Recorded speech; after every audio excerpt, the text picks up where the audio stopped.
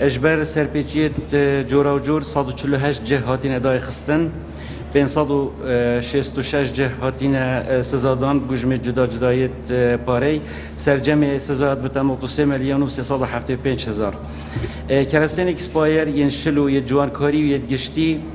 205 تن ید هاتین دست سرکرن و اشناف برن نزیکی 3 تن نشوانا او کرستن اوید مجوی درست کردن و ابدیمای کاتنا وانا صناعی جدشت او جل دیفرین ماین کنترل جوری نابت بچرنگی مجول سر کلوپلا صناعی بتا جبرن سرداری دیالوانا جدی تکرن وکی کرسته که یه دم سر و چوی جبر کوریک هیا او مجول بتا جبرن و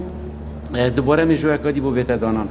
21 کیس هاتین روانه کردن بودادگاه افجا چلای مفبت یان چلای لاین دیت پیوندی دار و ام بجدار ببین وک شکایت کرد اسکالای جورا و جورن چه دستکاری مجوی دا کرد یا هات دومای برهمینان رو دومای کردن یان گورینا مجوی یان سخته کردن کلوپلا یان بازارگارین کردن به کلوپلت سخته و یت خراب